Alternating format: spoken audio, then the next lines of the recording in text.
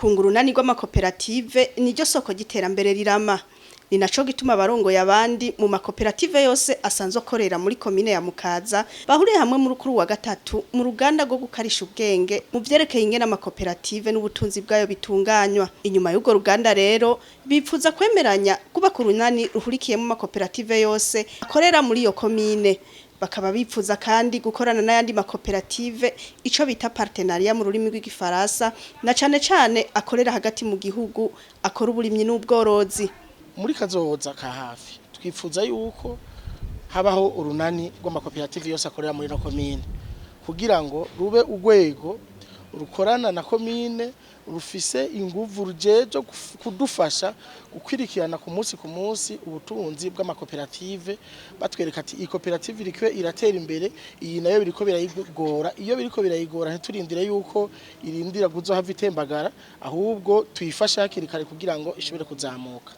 Mu bindi dufise mu mugambi tushaka kuganira n'aba nuko twokorana cyane n'andi makoperative cyane amakoperative yo hagati mu gihugu kuko aha mu gisagara murabona yuko amakoperative ari ngaha nka yose cyane araba akora urudandazwa. Ubwo rudandazwa rero ivyo badandazwa sivyo basanzwe birimira bo nyene canke borora.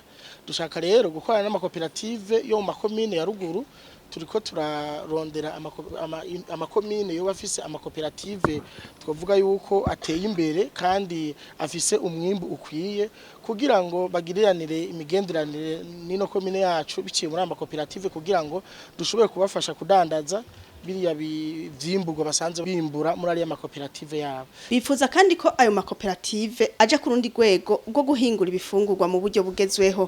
Mu ntumbero yo kugwiza ubutunzi nuko tutoguma tubona yuko ivyimbuwe tubidandaza uko nyene utangure kuyumvira ukuntu tubihingura. Aha rero abahinga bariko barafasha izinogo z'amakoperative kugira koperative yose itangure kwiyumvira ukuntu yohingura. Mwabonye abahinga batangiye kubereka ibijanye no guhingura ikiribwa c'ibigori. Murazi yuko mu iki gihugu cacu ibigori no mwaka habonetse umwimbu kwiye.